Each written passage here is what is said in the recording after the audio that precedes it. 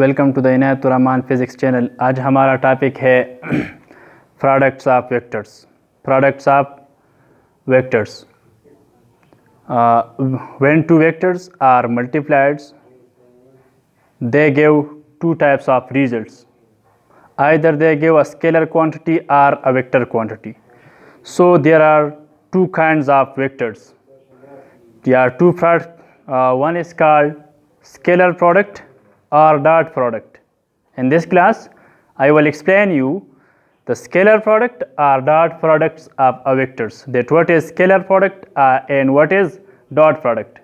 When the product of two vectors which results a scalar quantity is called scalar product or dot product. When we multiplied two vectors and they give a scalar quantity, such product is called scalar product. यानी जब हम दो vectors को multiply करें, दो vectors को क्या करें, मल्टीप्लाई करें, and the results and after the multiplications they give a scalar quantity. They gives a scalar quantity. Such product is called scalar product. Such product is called scalar product. इस तरह ये board पे मैंने लिखा है a dot b, a vector dot b vectors. इसके multiplication से आता है magnitude of a, magnitude of b and dot की जगह मैंने क्या लगाया, cos थीटा लगाया. So a dot b is equal to ab cos theta. A dot b is equal to ab cos theta. इसकी जगह मैंने some people say that why we will use and dot in this, not use a cross between the two vectors. यानी हम a और b के दरमियान dot लगाते हैं, क्रॉस को नहीं लगाते स्केलर प्रोडक्ट में, because the experimental results and the theoretical results does not match. For this reason, I will use the dot in this equations. If I will use the cross between the a and b, so the theoretical results and the experimental results does not match with each other. For this reason, I will use the dot between the a and b. I will use the dot and the scalar product. यानी हम scalar product में dot का इस्तेमाल इसलिए करते हैं कि theoretical results और एक्सपेरिमेंटल रिजल्ट जो है वो एक दूसरे को बराबर हो जाए, इसलिए हम डॉट का इस्तेमाल कर सकते हैं स्केलर प्रोडक्ट में, क्रॉस का इस्तेमाल यहाँ पे नहीं कर सकते. The scalar product of two vector is equal to the product of the magnitude, equal to the product of the full magnitude of the first vector and that components of the second vector which is parallel to the first one. That parallel component is also called projection of the second vectors. इस तरह a dot b which is equal to full magnitude of a, that components of b which is parallel to a. यानी जब हम a dot b का products करते हैं, multiply करते हैं, तो इसकी a component full magnitude of a यानी a का मैग्नीट्यूड लेते हैं और b वेक्टर का उस कंपोनेंट्स लेता है जो a को पैरेलल हो जाए. यानी हमारे पास एक वेक्टर्स है तो उस वेक्टर की अगर ये 3 डायमेंशन में है तो उसकी 3 कंपोनेंट्स बन जाते हैं, ax, ay एंड az. अगर ये वेक्टर जो है ये 2 डायमेंशन प्लेन में लाई होता है तो उसकी फिर 2 कंपोनेंट्स होता है, a को हम ax एंड bx. सो यहाँ पे मैंने b, ये 2 डायमेंशनल प्लेन है, सो b का उस कंपोनेंट्स जो a को पैरेलल है या that components of b which make projection of a, यानी b का वो कंपोनेंट्स जो उसका प्रोजेक्शन a पे आता है. ये हमारे पास लेट्स सपोज हमारे पास ये 2 वेक्टर्स है, ये क्या है, ये a वेक्टर है और ये क्या है, ये b वेक्टर्स है. ये a b वेक्टर का प्रोजेक्शन जो है ये a पे लाई होता है. So a dot b is equal to b का projection b cos theta and a magnitude of a. So a dot b is equal to a b cos theta, a b cos theta. ये board पे भी मैंने क्या किया है, जाहिर किया है. ये b वेक्टर है और ये a वेक्टर है.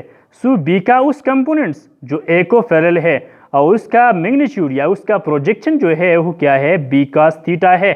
So a dot b is equal to ab cos theta.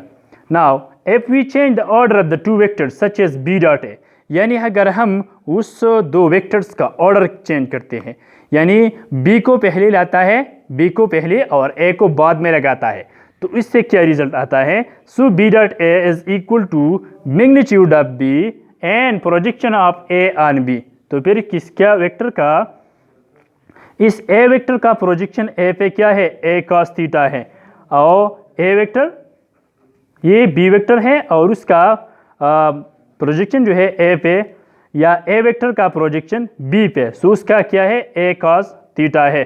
So b dot a is equal to b a cos theta, since a dot b and b is equal to b dot a, where scalar product is commutative. So this equation show that a dot b is equal to b dot a, which show us that the scalar product is the commutative of each other. They obey the commutative law. So we will say that scalar product is commutative.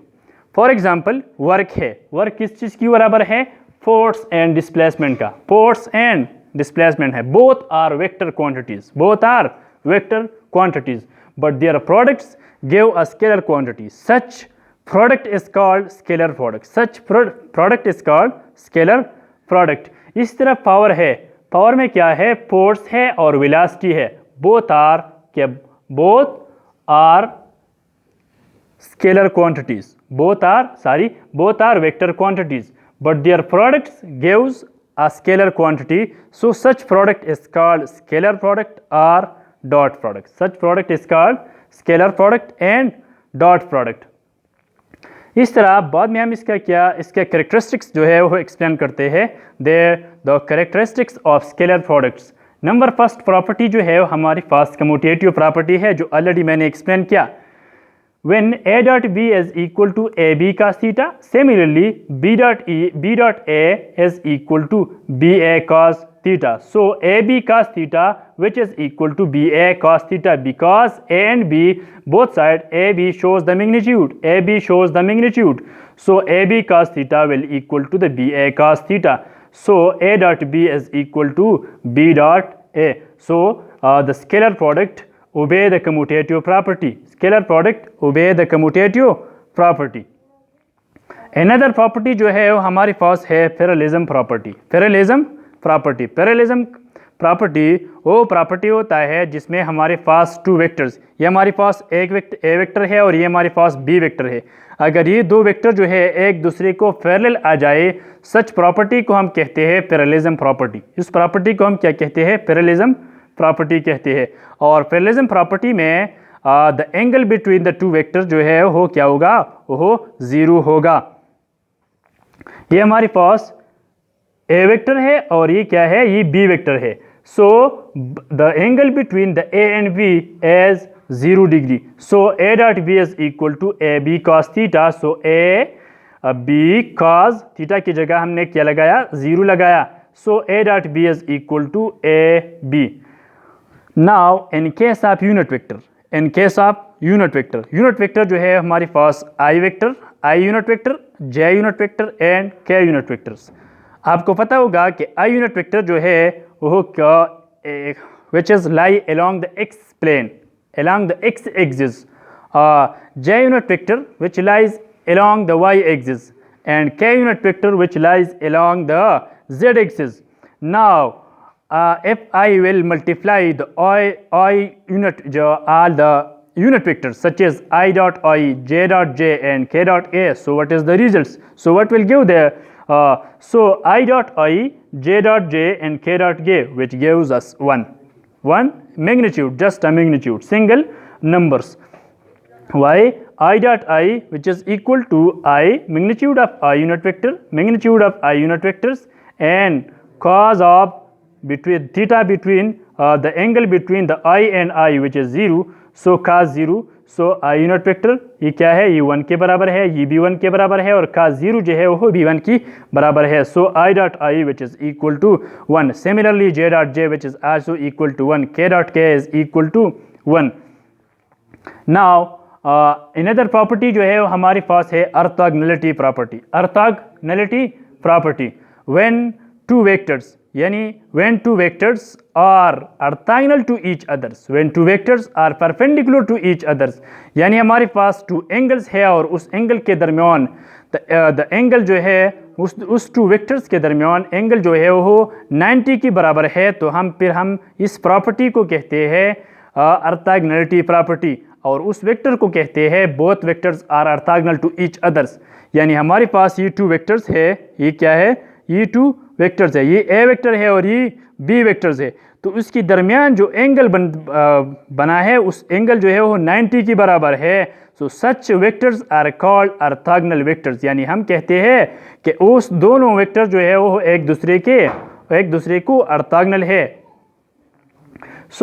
यानी उसके दरमियान जो angle है वो 90 की बराबर है। A dot B is equal to A B cos theta, A dot B is equal to A B cos of 0 degree, so A dot B is equal to A B and to 0, so a dot b is equal to 0 degree. Now in case of unit vector I dot j, j dot k, k dot I, यानी ये हमारे पास I unit vector है, ये क्या है, ये I unit vector है और ये क्या है, ये J यूनिट वेक्टर है।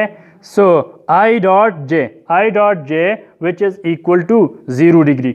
How? I dot j which is equal to magnitude of I, magnitude of j and to cos of 90 degree. So I dot j which is equal to magnitude of I1, magnitude of j which is equal to 1 and cos 90 which is equal to 0 degree. So I dot j is equal to 0 degree. ये क्या है? This is called the products of vectors. In the next lecture I will explain you the vector products or cross product. Thank you.